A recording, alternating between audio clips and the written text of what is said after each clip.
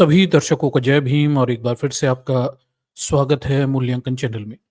दर्शकों, आज के इस शॉर्ट वीडियो में हम शहीद ए आज़म भगत सिंह पर चर्चा करेंगे। जैसा कि आप जानते हैं, आज 23 मार्च है और आज का जो दिन है ये शहीद दिवस के रूप में मनाया जाता है। और हमने पहले शहीद ए आज़म भगत सिंह की महानता पर, उनके योगदान पर पहले स्ट्रीम की हुई है, काफ़ी चर्चाएँ की हुई हैं। लेकिन आज की जो शॉर्ट वीडियो है, इसमें हम बहुजन समाज के कुछ कठिन सवालों को यहाँ पर लेंगे। केवल शहीद ए आज़म भगत सिंह पर नहीं, उनके साथियों पर, सुखदेव, राजगुरु और आज़ाद, तमाम सारे क्रांतिकारी हैं। उनके संदर्भ में बहुजन समाज के जो कुछ कठिन सवाल हैं, उन्हें यहाँ पर हम लेंगे और उसे समझने की हम कोशिश करेंगे। तो चलिए, बने रहिएगा आज के इस शॉर्ट वीडियो में और देखते हैं आखिर इसमें अंत में हम किस निष्कर्ष पर पहुँचते हैं। ठीक? तो देखिए दर्शकों, ये हमारा आज का प्रेज़ेंटेशन है और इसमें इसके माध्यम से इस पूरे घटनाक्रम को हम समझते हैं।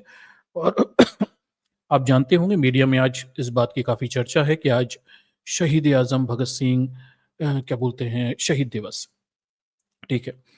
और सरदार भगत सिंह को आज हम याद करते हैं। और जैसा कि आप जानते हैं, 23 मार्च 1931 को आज ही के दिन भगत सिंह, राजगुरु, सुखदेव को अंग्रेज़ों ने फांसी दी हुई थी। और ये दिन जो है, ये भारतीय इतिहास में क्रांतिकारियों के इतिहास का एक सबसे महान दिन के रूप में याद किया जाता है, शहीद दिवस के रूप में से। और क्या बोलते हैं, पूरे देश के मीडिया में भगत सिंह और उनके साथियों की वीरता की चर्चाएं आज हो रही, ठीक। और हमने भी पहले स्ट्रीम की हुई है, इन भारत माता के वीर सपूतों को नमन करते हुए हमने पहले स्ट्रीम की हुई है। शहीद भगत सिंह और उनके विचारों को आपके सामने पहले रखा हुआ है। और जैसा कि आप जानते हैं, भगत सिंह जेल में जाते हैं, वहाँ वो अपनी किताब लिखते हैं जिसमें वो खुद को नास्तिक घोषित करते हैं और वो बताते हैं कि किसी जात धर्म में वो विश्वास नहीं करते हैं, ठीक? तो ये उनकी स्थिति है। और अगर हम शहीद-ए-आज़म का, भगत सिंह का, हम उनकी टाइमलाइन देखें, उनके इतिहास के महत्वपूर्ण प्रसंगों को देखें, तो 1907 में उनका जन्म होता है। और उनकी उसके बाद देखते हैं कि भई 1919 में जलियांवाला बाग कांड में जो क्या बोलते हैं, उनके अंदर क्रांति का बीज आता है। और इस जलियांवाला बाग कांड के विरोध में जब लाला लाजपत राय को लाठी मारी जाती है, तो उसको लेकर उनके अंदर बदले की भावना आती है और क्रांति का बीज जागता है। 1926 में वो अधिकारी जिसने लाला लाजपत राय को लाठी मारी थी, इसके बाद उनकी मृत्यु हो गई थी, उससे बदला लेते हैं अपने साथियों के साथ में और सॉन्डर्स की गोली मारकर हत्या कर देते हैं, ठीक। 1929 में हम देखते हैं कि वो संसद पर बम फेंकते हैं और बाद में इन दोनों आरोपों में उन्हें गिरफ्तार किया जाता है उनके साथियों के साथ में। और 1931 को, 23 मार्च 1931 को भगत सिंह, सुखदेव, राजगुरु को फांसी दी जाती है। ये पूरा मामला भगत सिंह की शहादत का मामला है। और निश्चित रूप से भारत के इतिहास में भगत सिंह, सुखदेव, राजगुरु और बाकी के क्रांतिकारी जो हैं, उनके योगदान को भारत की आज़ादी के इतिहास में हम निश्चित रूप से उन्हें श्रेय देते हैं, ठीक। लेकिन कुछ गंभीर प्रश्न भी हैं, बहुजन समाज के कुछ गंभीर प्रश्न हैं, वो हमेशा उठकर खड़े हो जाते हैं, जिनके जवाब की कुछ उम्मीदें रहती हैं, ठीक है। जब ये सही है कि हम भगत सिंह को याद करते हैं, उनकी महानता को याद करते हैं, लेकिन साथ ही कुछ गंभीर क्वेश्चन भी यहाँ पर हैं, जिनके जवाब होने चाहिए, ठीक। तो हम ये देखते हैं कि भाई, जब भगत सिंह तो मात्र 23 वर्ष की उम्र में अपना पूरा क्रांतिकारी जीवन बिताकर वो फांसी उन्हें मिल गई थी, शहादत उनकी हो गई थी। लेकिन हम ये देखते हैं कि भाई, अगर आप ध्यान से देखें तो 1919 में जब जलियांवाला बाग कांड में सॉन्डर्स जो है वो लाला लाजपत राय को लाठी मारता है, भगत सिंह के अंदर क्रांति के बीज जागते हैं, बदले की भावना आती है। 1926 में वो लाला लाजपत राय के को हत्यारे सॉन्डर्स को गोली मार देते हैं। हम ये देखते हैं कि जब ये सब घटनाक्रम चल रहा था, उस समय डॉक्टर अंबेडकर जो है 1923 में बहिष्कृत हितकारिणी सभा बना रहे थे। इस देश के तमाम सारे अछूत, शूद्र, निम्न जातियों के अधिकार के लिए वो बहिष्कृत हितकारिणी सभा की स्थापना कर रहे थे, ठीक है। और 1927 में देखिए डॉक्टर अंबेडकर अछूतों के लिए, दलितों के पानी पीने के संघर्ष को कर रहे थे। महाड़ सत्याग्रह करते हैं और इस देश में दलितों को जहाँ पानी नहीं पीने दिया जाता था जातिवाद की तरफ से वजह से, तो वो जल पीकर महाड़ में, चौदार तालाब में हमने अभी पिछले हफ्ते ही इस दिवस को मनाया है। तो वो महाड़ सत्याग्रह करते हैं और दलितों को पानी तक पहुँच के लिए संघर्ष करते हैं। 1927 तक दलितों की पानी तक, स्वच्छ जल तक पहुँच नहीं थी, ठीक है? वो जातिवाद का विरोध करते हैं डॉक्टर अंबेडकर और पुजारीवाद का भी विरोध यहाँ पे करते हैं। और ये वो दौर है 1927 का दौर है। हम ये देखते हैं कि 1926 में जब डॉक्टर अंबेडकर इस देश के शूद्रों को जल, पानी पीने के लिए संघर्ष कर रहे हैं 1927 में, तब 1926 में थोड़े से पहले लिए लाला लाजपत राय से बदला ले रहे हैं कौन? भगत सिंह। लाजपत राय के लिए सोंडर्स से बदला ले रहे हैं, उसे गोली मार रहे हैं, ठीक? उस समय इस देश के करोड़ों अछूतों के लिए डॉक्टर अंबेडकर पानी के लिए सत्याग्रह करते हैं 1927 में। ठीक है। अब ये सब बातें मैं आपको क्यों बता रहा हूँ, थोड़ी देर में मैं आपको इसका संदर्भ बताता हूँ, ठीक है? ये भी आपको थोड़ा बताता हूँ। फिर हम ये देखते हैं कि 1900 क्या बोलते हैं, वापस आते हैं और 1929 में जब भगत सिंह संसद पे बम फोड़ते हैं अंग्रेजों से बदला लेने के लिए, अंग्रेजी राज को शोषणकारी राज मानते हुए उनके ऊपर क्रांति का बिगुल फूँकते हैं और 1929 में संसद में बम फेंकते हैं, ठीक है। उस समय हम ये देखते हैं कि डॉक्टर अंबेडकर जो हैं वापस आते हैं। डॉक्टर अंबेडकर जो हैं 1929 में इस देश में करोड़ों अछूतों के अधिकारों के लिए 1930 में नासिक में कालाराम मंदिर में प्रवेश का आंदोलन कर रहे थे ताकि उन्हें बराबरी के अधिकार मिलें। इस देश के करोड़ों अछूतों को इंसान समझा जाए, उनके साथ जातिगत भेदभाव ना किया जाए। 1929 में ये बम फोड़ रहे हैं। 1930 में अछूतों को मंदिरों में प्रवेश के लिए डॉक्टर अंबेडकर कालाराम क्या बोलते हैं, मंदिर प्रवेश आंदोलन कर रहे हैं और ये आंदोलन आगे चलते रहे। ये ऐसा नहीं कि बस इसी समय सफल हो गए थे, बाद में भी डॉक्टर अंबेडकर को काफ़ी प्रयास करने पड़े, ठीक? ये हमें देखने को मिलता है। और फिर हमें देखते हैं कि 1931 में मात्र 23 वर्ष की उम्र में भगत सिंह, शहीद-ए-आज़म भगत सिंह, उन्हें उनके साथियों के साथ फांसी पे चढ़ा दिया जाता है, ठीक? तो दर्शकों एक प्रश्न उठता है, बड़ा गंभीर प्रश्न उठता है। कहने के लिए तो इस देश के जट लोग भगत सिंह को जट बताते हैं, जाट बताते हैं, उनकी जाति में गौरव लेते हैं। हम जाति नहीं तलाशेंगे, वो हमारा प्रश्न भी नहीं है। हम भगत सिंह की महानता पर भी प्रश्न नहीं उठा रहे। हमारा जो मूल प्रश्न है वो ये है कि इस देश में जिस समय क्या बोलते हैं लाखों करोड़ों दलित वो अपने मूलभूत अधिकारों के लिए वंचित थे। उन्हें स्वच्छ पानी नहीं पीने दिया जाता था, उन्हें मंदिरों में प्रवेश नहीं करने दिया जाता था, छूत माना जाता था।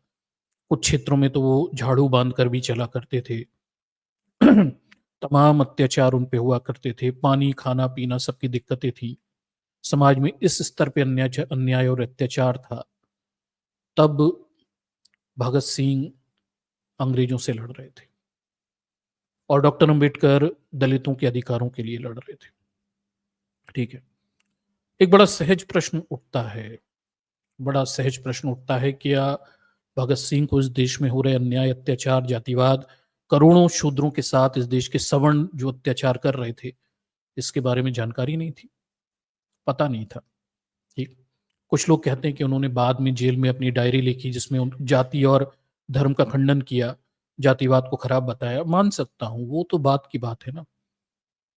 ये कथनी करनी का अंतर है, उनकी करनी में वो अंग्रेजों से लड़ रहे हैं और कथनी में वो कहते हैं कि वो जाति और धर्म नहीं मानते। लेकिन परेशानी ये है कि इस देश के करोड़ों लोग जब पानी नहीं पी पा रहे थे, ये अंग्रेजों की वजह से नहीं था, इस देश के जातिवादियों की वजह से था। उन्हें खाना-पीने की समस्याएँ थी, मूलभूत अधिकार नहीं थे, उन पे शोषण हो रहा था, अत्याचार हो रहा था। इतने घोर अत्याचार के युग में भगत सिंह अंग्रेजों से क्यों लड़ रहे हैं? मतलब एक बहुजन के रूप में मेरा एक प्रश्न उठता है कि भाई इन्हें नहीं दिखा कि अपने आस-पास हमारे ही शूद्रों के साथ, निम्न जातियों के साथ समाज कितना अत्याचार करता है, उनके लिए संघर्ष किया जाए। अंग्रेजों से तो बाद में भी लड़ लेंगे और फ़र्क भी क्या पड़ेगा? अत्याचारी तो अपनी ही जात वर्ण के लोग हैं। ये एक प्रश्न है। कि जिस समय घोर अत्याचार अन्याय चल रहा था, पानी पीने के लिए डॉक्टर अंबेडकर करोड़ों शूद्रों के लिए बराबरी के अधिकारों के लिए संघर्ष कर रहे थे। उस समय इस देश के क्रांतिकारी अंग्रेजों से लड़ रहे थे, चाहे चापेकर बंधु हों, चाहे भगत सिंह, सुखदेव, राजगुरु हों, चाहे आज़ाद हों, कोई भी हों। मतलब ये कोई कैसे कर सकता है? देश में करोड़ों लोग अपने मूलभूत अधिकारों से विहीन हैं, उन्हें पानी नहीं पीने दिया जा रहा, वो झाड़ू बाँध के चल रहे हैं, उनके बच्चों को पढ़ने नहीं दिया जा रहा, जातिवाद चरम पे है, उन्हें घर रहने के लिए घर नहीं है, पहनने के लिए कपड़े नहीं हैं। करोड़ों महिलाओं पे अत्याचार किए जा रहे हैं जातिवाद के नाम पर, औरतें जिंदा जलाई जा रही हैं, सती प्रथा चल रही है। ये सब जब चल रहा था,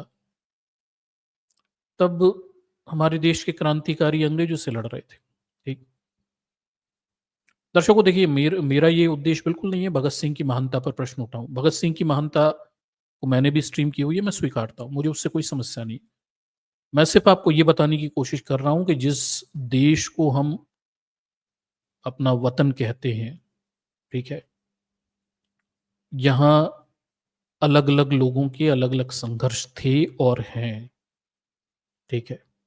इसे आपको थोड़ा समझना पड़ेगा। एक जट के रूप में भगत सिंह किस जात से हैं मुझे नहीं पता, सिख परिवार से हैं और कुछ सोशल मीडिया पर उन्हें जाट के रूप में, जट के रूप में क्लेम करते हैं, ठीक? तो मुझे इसकी जानकारी नहीं है, लेकिन अ, जो क्लेम करते हैं उसके आधार पे अगर हम माने तो भगत सिंह एक का संघर्ष अंग्रेजों से है, क्योंकि सत्ता अंग्रेजों के पास है और इस देश के सवर्णों से सत्ता अंग्रेजों के पास। डॉक्टर अंबेडकर का संघर्ष इस देश के अछूतों को उनके अधिकार दिलाने को लेकर है। इस देश के सवर्ण इस देश के अछूतों पर अत्याचार करते थे। ठीक। आप समझिए कि यहाँ सबके अलग-अलग संघर्ष हैं, सबकी अलग-अलग लड़ाइयाँ हैं। भगत सिंह अपने हिस्से की लड़ाई लड़ रहे हैं और डॉक्टर अंबेडकर अपने हिस्से की लड़ाई लड़ रहे हैं। ठीक। तो ये इस देश की विशेषता है कि यहाँ सबके अपने-अपने संघर्ष हैं, सबकी अपनी-अपनी लड़ाइयाँ हैं। ठीक। इसलिए हम किसी की महानता, शहादत और उनकी कुर्बानी को याद तो कर सकते हैं, ठीक? लेकिन वो व्यक्ति सभी के महापुरुष हों, ये संभव नहीं है, ठीक? ये प्रश्न इस देश के सभी क्रांतिकारियों की छाती पर हमेशा लगा रहेगा कि भाई, जिस समय इस देश के करोड़ों शूद्रों पर अत्याचार, अन्याय हो रहे थे, तब आप अंग्रेजों से क्यों लड़ रहे थे? आपने जातिवाद से क्यों नहीं लड़ा? आपने शूद्रों के लिए, अधिकारों के लिए क्यों नहीं लड़ा? आपने पानी पीने के लिए लड़ाइयाँ क्यों नहीं लड़ी? आपने दलितों के मंदिरों में प्रवेश और समानता के अधिकारों के लिए लड़ाइयाँ क्यों नहीं लड़ी? आपने छुआ-छूत का विरोध क्यों नहीं किया? आपने महिलाओं पर हो रहे अत्याचार, सती प्रथा, कन्या शिशु बाल हत्या और विधवा प्रथा जैसी प्रथाओं का विरोध क्यों नहीं किया? आप अंग्रेजों से क्यों लड़ रहे थे? जबकि अंग्रेज तो इन सारी चीज़ों का विरोध कर रहे थे। ये बड़े गंभीर प्रश्न हैं, जो एक बहुजन के रूप में आपके दिमाग में भी आते होंगे और मेरे दिमाग में भी आते होंगे। मैं भगत सिंह, सुखदेव, राजगुरु की शहादत और महानता पर प्रश्न नहीं उठा रहा। मैं आपको सिर्फ़ ये बता रहा हूँ कि यहाँ सबके अलग संघर्ष है, ठीक है? जो जिस वर्ग में है, उस वर्ग से उसका दुश्मन अलग है और उसके संघर्ष अलग हैं। डॉक्टर अंबेडकर निम्न जाति से थे, तो जातिवाद के विरुद्ध संघर्ष था, उनका अंग्रेजों से संघर्ष थोड़ी था। उनके हक अधिकार तो सवर्णों ने छीन रखे थे। भगत सिंह का संघर्ष अलग था, उनका उनकी शक्ति अधिकार शायद अंग्रेजों ने छीने होंगे, उनके उनसे संघर्ष थे, ठीक। तो इस देश में सबके अलग संघर्ष हैं, सबकी अपनी अलग स्थितियाँ हैं, सबकी अपनी लड़ाइयाँ हैं और यही इस देश की सच्चाई है, दुखद है, ठीक। शायद किसी के लिए कोई नायक होगा, लेकिन समाज के दूसरे वर्ग के लिए वो नायक हो, ये ज़रूरी तो नहीं है, ठीक। हालाँकि भगत सिंह को लेकर कोई कह सकता है कि वो कम उम्र के थे, शायद उन्हें इन चीज़ों की जानकारी नहीं थी, लेकिन आप इस बात को समझिए कि इससे पहले, भगत सिंह से बहुत पहले ज्योतिबा फुले, सावित्री माई एक बड़ा जातिवाद के विरुद्ध आंदोलन कर चुके थे। जिस दौर में डॉक्टर अंबेडकर प्रयास कर रहे थे, उस समय दक्षिण भारत में पेरियार, क्या बोलते हैं, वाइकोम सत्याग्रह और तमाम सारे आंदोलन उस समय चला रहे थे। ठीक। तो ऐसा नहीं है कि जब भगत सिंह क्या बोलते हैं, अंग्रेजों से लड़ रहे थे, तब जातिवाद के विरुद्ध आंदोलन नहीं चल रहे थे, लोगों को पता नहीं था। बिल्कुल डॉक्टर अंबेडकर थे, पेरियार थे, तमाम सारे जातिवादी आंदोलन उस समय चल रहे थे, जातिवाद के विरुद्ध आंदोलन चल रहे थे। लेकिन मैंने फिर कहा कि यहाँ सबकी अलग-अलग लड़ाइयाँ हैं, सबके अलग-अलग संघर्ष हैं, ठीक? और बहुजनों के लिए उनके दलित नेताओं ने संघर्ष किए, सवर्णों के लिए उनके महापुरुष होंगे, क्रांतिकारी होंगे, जो अंग्रेज़ों से लड़ते हों, ठीक?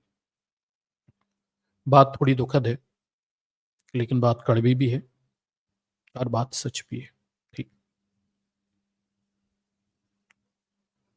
तो दर्शकों, ये बड़ा शॉर्ट में कुछ मुद्दे थे जिन पर आपके प्रश्न मुझसे पूछे गए थे कि आखिर हम भगत सिंह को क्यों अपना नायक माने। तो मैं आपको बस यही समझाने की कोशिश कर रहा हूँ कि इस देश में सबके अलग-अलग संघर्ष हैं। जात वर्ग में जो जहाँ बैठता है उसकी स्थिति अलग है और वहाँ से उसके संघर्ष अलग हैं। आप उसे ही नायक मानिए जो आपके वर्ग के लिए फ़ायदा देता हो या आपके लिए लड़ाइयाँ लड़ता हो, ठीक? हम किसी की महानता, किसी की शहादत, किसी के राष्ट्र प्रेम को नमन तो कर सकते हैं, ठीक? उसकी सराहना भी कर सकते हैं। लेकिन आप एक बात समझिए कि अ, ये अलग बात होती है। लेकिन किसी को महापुरुष मानने के लिए ये भी तो एक बड़ी पैरामीटर है, क्या हमारे समाज के लिए उन्होंने कुछ किया? ठीक? ये बड़े कठोर क्वेश्चन हैं, कठिन सवाल हैं। हो सकता है आपकी भावनाएँ आहत हो जाएँ, लेकिन ये प्रश्न तो उठेगा भाई। मुझसे पूछे गए प्रश्न पिछली स्ट्रीम को लेके कि आपने भगत सिंह को महान क्यों बताया? तो निश्चित रूप से ये प्रश्न तो रहेंगे और मैं नहीं करूँगा, मेरी आने वाली पीढ़ियाँ ये प्रश्न पूछेंगी कि तुमने भगत सिंह को अपना नायक क्यों बना लिया? इन्होंने क्या किया? और ये जवाब मुझे तब देना पड़ता, ठीक? तो ये जवाब बड़ा स्पष्ट है कि यहाँ सबके अलग संघर्ष हैं। ये देश जाति वर्गों में बटा हुआ देश है और यहाँ शोषणकर्ता और शोषण के बीच के पैरामीटर्स अलग हैं और सबके अलग संघर्ष हैं, सबके अलग नायक हैं, ठीक? ये स्थिति और ये बड़ी कड़वी सच्चाई है, लेकिन यही सच्चाई, ठीक? और सभी की अपनी-अपनी प्राथमिकताएँ भी यहाँ पर है। भगत सिंह की प्राथमिकताएँ अंग्रेज़ों से लड़ने की होंगी, वो जहाँ से खड़े थे, वहाँ से उनके लिए प्राथमिकताएँ शायद अंग्रेज़ों से लड़ने की होगी, वो लड़े। और डॉक्टर अंबेडकर जहाँ खड़े थे, वहाँ से उनकी प्राथमिकता इस देश के करोड़ों अछूतों को उनके मूलभूत अधिकार, पानी पीने का अधिकार, समानता का अधिकार, छुआ-छूत ना करने का अधिकार, जैसे अधिकारों के लिए उन्होंने लड़ाइयाँ लड़ी। है कड़वी सच्चाई, लेकिन इस देश में, जाति वर्ग में बँटे देश में, कोई एक व्यक्ति यहाँ सभी का नायक नहीं हो सकता क्योंकि सबके संघर्ष और लड़ाइयाँ और प्राथमिकताएँ अलग हैं। ठीक। चलिए, तो फिर एक बार शहीद ए आज़म भगत सिंह की महानता को हम फिर से याद करते हैं और उसे स्वीकार भी करते हैं। लेकिन जो मूलभूत प्रश्न हैं वो तो हमेशा रहेंगे, वो इस तरह से नहीं जाने वाले, ठीक? और उनके जवाब उन्हें ही चाहिए, ठीक है?